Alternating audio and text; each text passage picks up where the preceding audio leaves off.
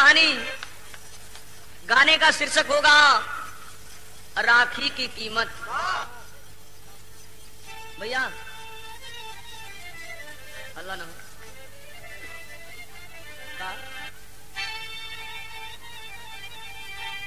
विश्व में वीरता, विश्व में वीरता का अब नगारा बजा, विश्व विजयी पताका उड़ाया सिकंदर, बेशक विजय बागियों से लिया,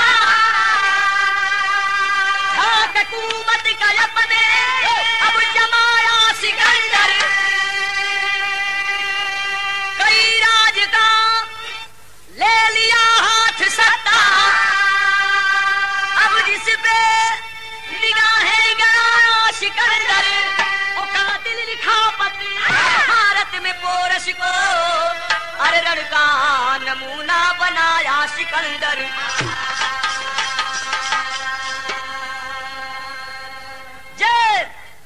उस समय की बात जब यूनान के बादशाह सिकंदर ये सोच रखे थे कि पूरा विश्व में मेरा ही एक जाई झंडा फहरे, भेज दिए पत्र हिंदुस्तान के राजा पोरस को। लिखे क्या? किला भारत में आया है तुरंत पैगाम शानी का, खराब है कान सुन पोरस बहादुर स्वाभिमानी का।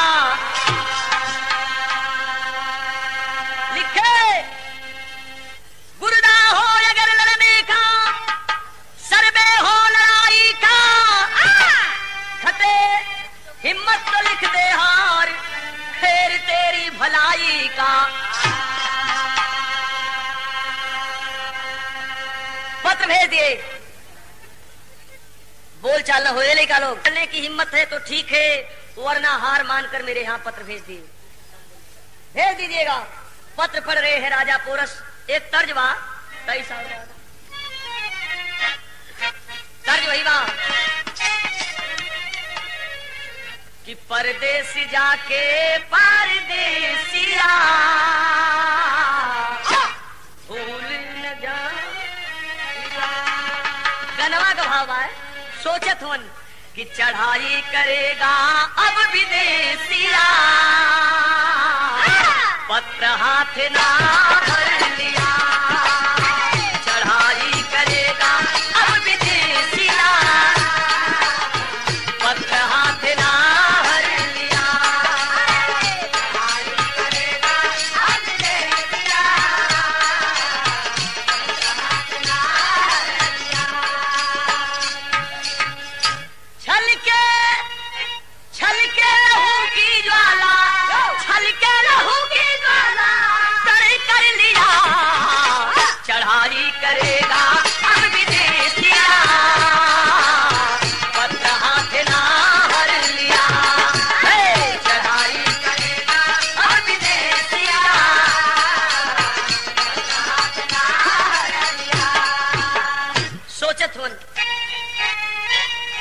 दूसरी लाइन में लिखा था कि जौहर कौशल का अपने दिखाऊंगा, झूम के रण में खंजर चलाऊंगा, चली ना कदम पीछे, चली ना कदम पीछे, जमा कह दिया, चढ़ाई करेगा अब विदेशिया, और कहाँ पे ना भर लिया, चढ़ाई करेगा अब विदेशिया।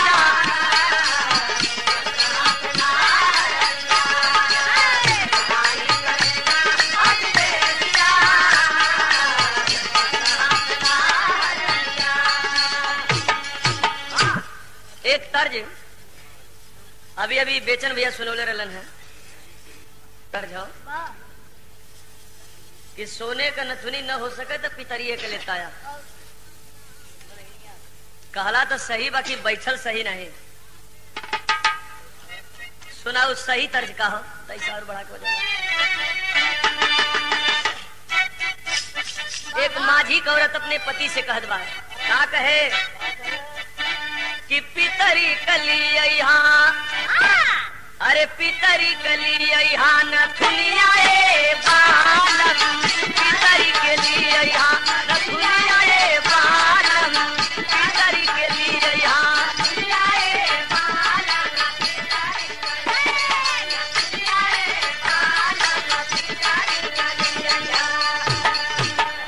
तनिक स्वर में फर्क हो उतने में कुल चौपट हो जाता। ध्यान देके के सही कहला। पितरियों का नथुनी न लियाई तब कहे कि जब इहो न लियाई बात मछरी के काट के, अरे मछरी के काट के झूलनी आए बालम, मछरी के काट झूलनी आए बालम, मछरी के काट के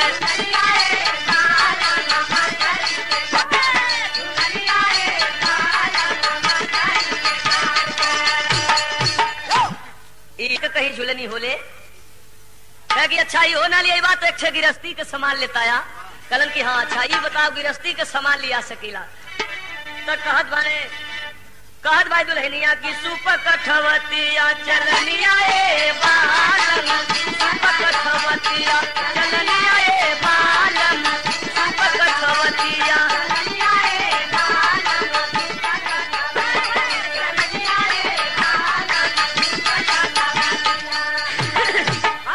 अच्छा यही साल का अच्छे तर्ज तो है और सुना दे के तरफ मिले ले बिलासपुरी भाषा में एक थे कान छेदा वाला आ गया कान छेदवा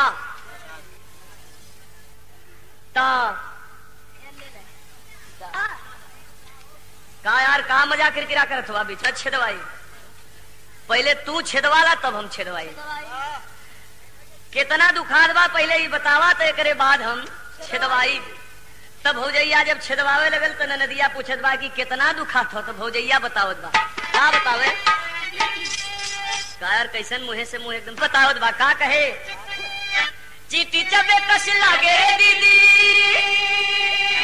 बस न दो चूटी के कटला ऐसा लगत चीटी चबे कस लागे दीदी काता गरे जस लागे ज्यादा नहीं पिराबे ज्यादा नहीं पिराबे अंगने में आयल फूल बेचैया कांच डाले ना अंगने में आयल फूल बेचैया कांच डाले ना अंगने में आयल फूल बेचैया कांच डाले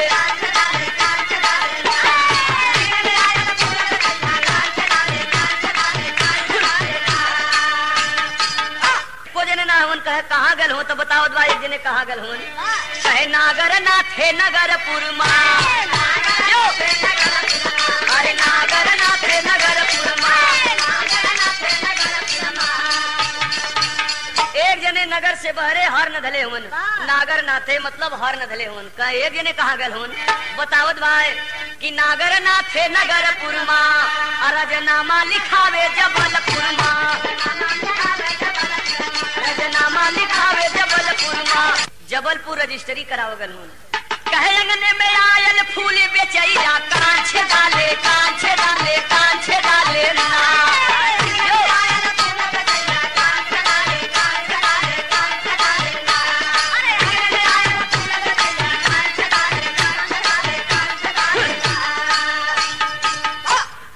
ई तो बेचन भाई के तर्ज पर सुझाव रहा है बाकी एक गाना वाली तर्ज सुने ताल के चिकन मटिया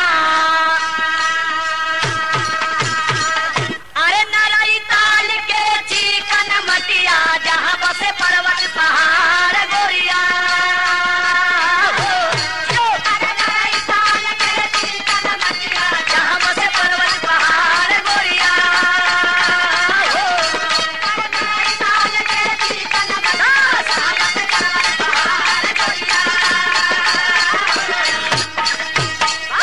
अब राजा पोरस सिकंदर बादशाह के पत्र का जवाब लिखे लगलन कितना बढ़िया जवाब लिखलन कि ठानल प्रतिज्ञा टूटी नाही दिल दे अरे ठानल प्रतिज्ञा टूटी नाही दिल दे कैसे लिखाई बहार बिरवा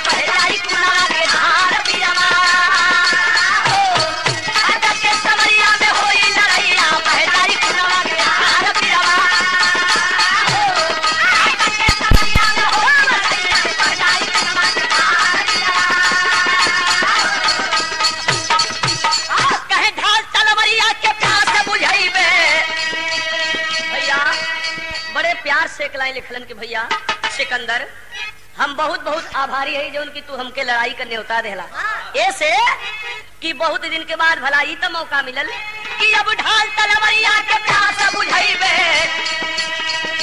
अरे रण में खंजर दो धारा चलाइबे मगर तो से नहीं मन हटाइबे सिकंदर अरे तो से नहीं मन हटाइबे सिकंदर झंडा न झुकी हमारे बीरवा तो से नहीं मन हटाइबे सिकंदर झंडा न झुकी हमारे बीरवा तो से नहीं मन हटाइबे सिकंदर झंडा न झुकी हमारे बीरवा।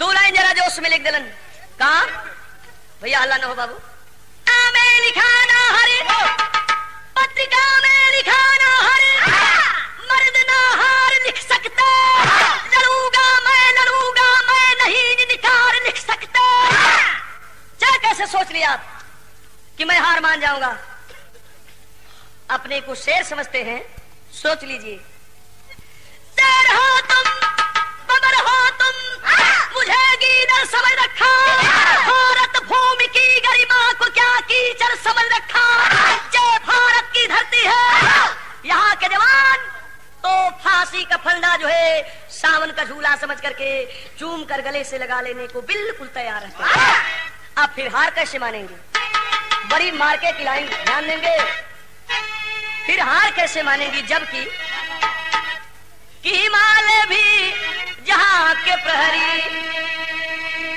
अरे हार कैसे मानी जे कर में मार के खाले वो हिमालय भी जहाँ के प्रहरी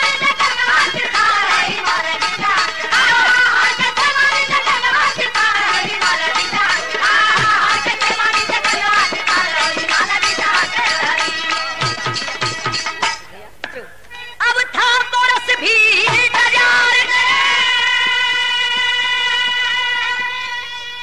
चल दिला लिया के लड़का के अब बरस भी तैयार में आई भरो फौज रही तैयार अरे नहार के चढ़ गया सिकंदर अब से ना उम्र बड़ी बड़िया कहे धधक उठी प्रतिशोध ठिकाना धधक उठी प्रतिशोध ठिकाना मार मार की पड़ी अब ढेरी का बजा अरे ढेरी का बजा और मचा समर में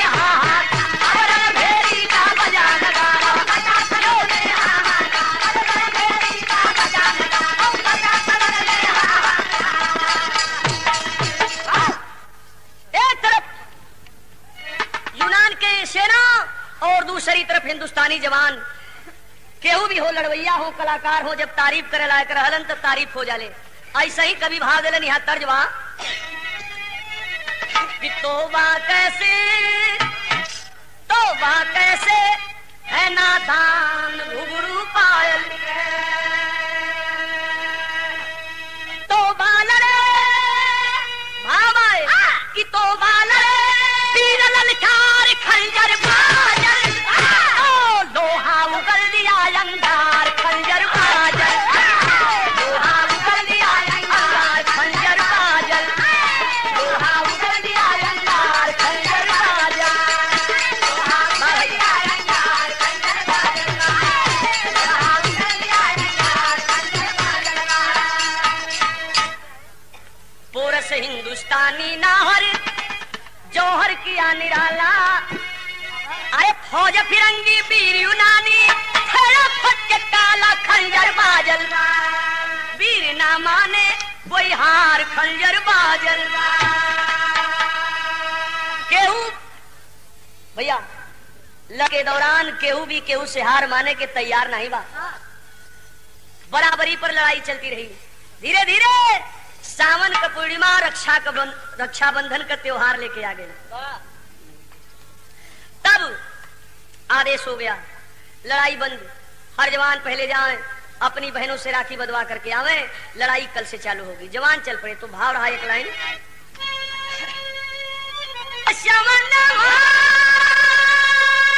राखी के बंधानवा बंद भई अरे बंद भई बाजल से गाता नवरिया बंद भई बाजल से गाता नवरिया बंद भई बाजल से गाता नवरिया बंद भई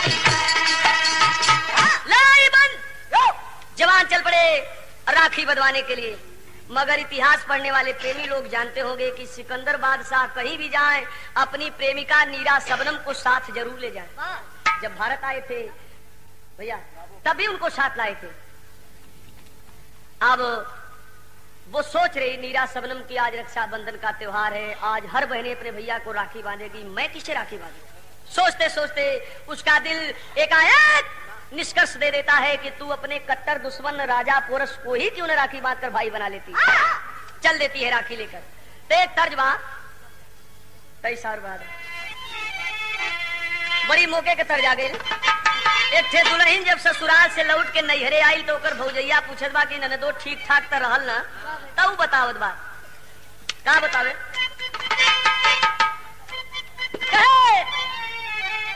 कहे कुलदा मिलन कुलदा मिलन दौरा मिलन सुहागा मिलन रे भाऊजी। कहे रतिया से जरिया बनी दो नया वही माऊगा मिलन रे भाऊजी।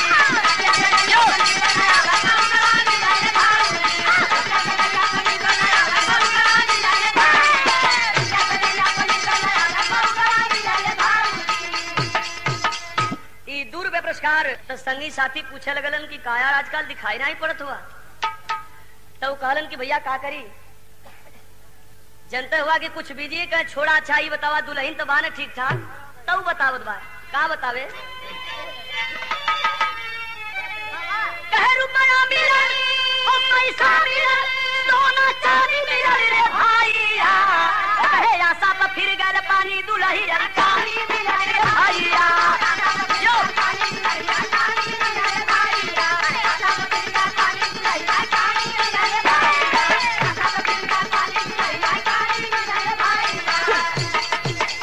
चल लेती है नीरा शबनम कैसे।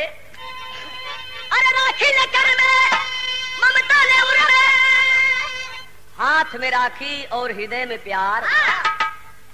राखी लेकर में ममता ले उड़े, किले के वरिया जाने रे बहिनी।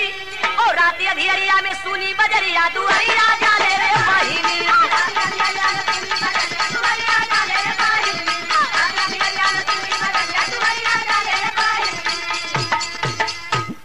अंधेरी रात हाथ में राखी लेकर किले के सामने से गुजरने लगी। पहरेदारों की निगाह पड़ी, अरे भाई इतनी रात को एक महिला किले के सामने से कई बार आ जा चुकी, इसका कोई कारण हो सकता है। पकड़ लिए, सरकार के सामने पेश किए और राजा पोरस प्रश्न किए कि भाई इतनी रात को यहाँ आने की क्या जरूरत महसूस हुई। तो कह रहे कि सरकार पहले मेरा परिचय जान लीजिए, मैं आपके कट्टर दुश्मन सिकंदर बादशाह की प्रेमिका हूँ और मेरा नाम नीरा शबनम है।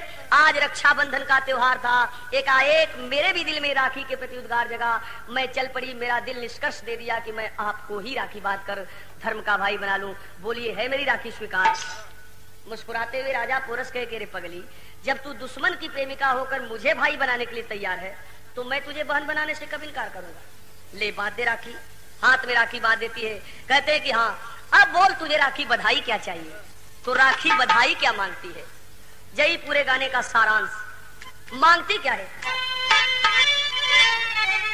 अरे पोरस राखी बांधी अब मंगलिया मांगे रे बहिनी। कहे सैया पे भैया तू आज करिया मंगलिया मांगे रे बहिनी।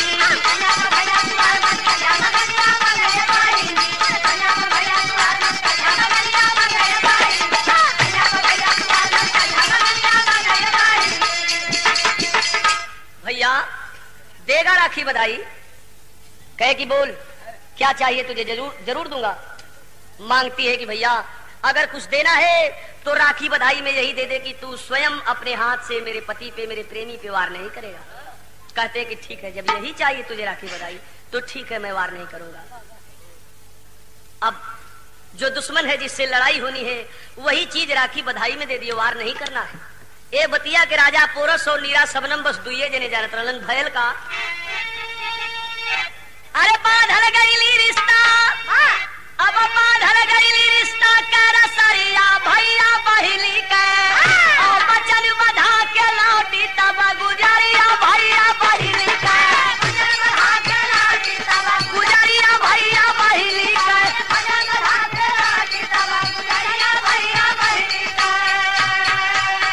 सोच रहन कि वादा तो कर देली भगवान, कहीं ऐसा न हो कि हम भूल से वार न कर दें, नहीं तो मरले पर सिकंदर के बेवा होई बहिनिया हो, अपने मन में सोचे पोरस जय के बचनिया हो, मगर रात के अरे बतिया समझे ना लश्करिया भैया बहिनी का, और बजल बिगुल फिर भिड़ गई सावरिया भैया बहिनी का।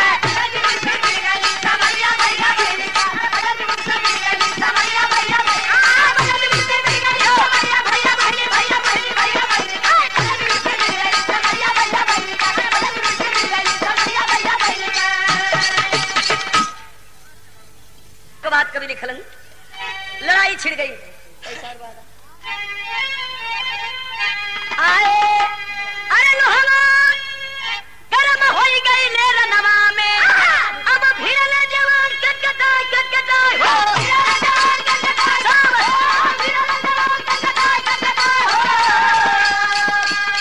अरे तेगवा पे तेगवा हो बाजेला,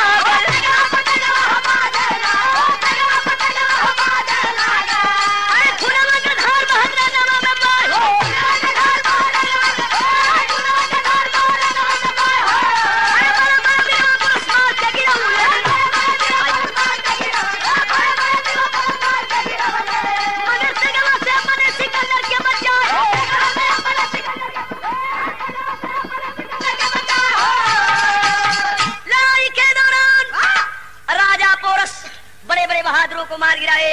एकाएक उनके सामने सिकंदर बादशाह आ गए, वार तो कर दिए मगर वार करते हुए ही उनकी निगाह जब राखी पर पड़ी तो तुरंत खींच ली। भगवान एक भूल होने जा रही थी मुझसे, पीछे मुड़े वार खींचते हुए। अब सिकंदर बादशाह भाप लिए कि आखिर मेरा दुश्मन मुझ पे वार किया और वार न करके फिर तलवार खींचते हुए वापस हो गया, इसका कारण कोई जरूर हो सकता। जो ही पीछे घूमलन है तो देखलन है का, मगर समझ नहीं पवली निराशा बनम कराना, पोरस पे जहली ताला मैया चला, हथवा जितेगा पोरस फेंकल गंगिनिया, इका करलू बहिनी नताला।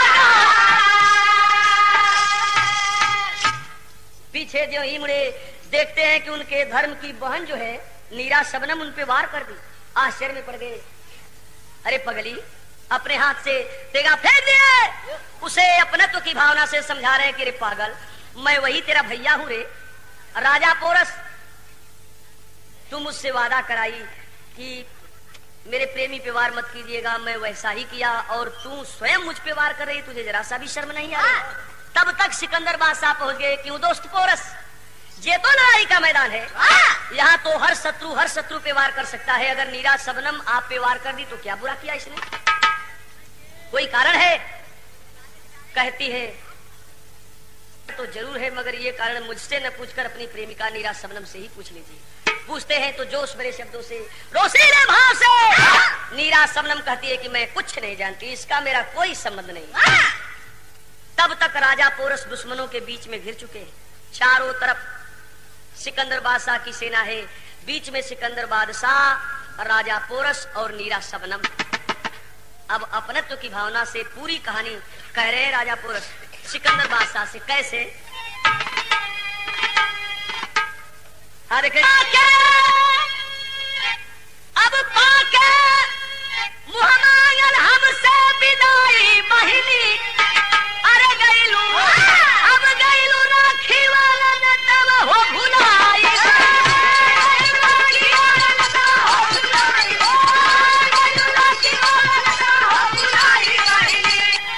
राखी का सिपाही कैली नवार करी है सिकंदर गाही, मगर तू देहलू रखिया पे अब तक याद गाई बहिनी। मैं तेरे वादे को निभाया मगर तू मेरे वादे को नहीं निभाई। पूरी कहानी जब सुन लिए सिकंदर बादशाह कितना उचित फैसला देते हैं कि रे नागिन सी औरत, राखी बांध कर एक दुश्मन को भाई बनाई, भाई से कहीं धर्म के भाई की कीमत ज्यादा होती है रे पगली। जब तू धर्म के भाई पे वार कर सकती है तो कभी ऐसा भी हो सकता है कि तू मुझ पे भी वार कर सकती है। कांप गई नीरा शबनम, गिर पड़ी पैरों में, सरकार माफ कर दीजिए, भाग जा, मेरे यहाँ कोई माफी वाफी नहीं है। अगर माफी लेनी है तो अपने भैया पोरस से ही माफी मांग ले। पोरस के चरणों में गिर जाती कि भैया माफ कर दे। कैसे?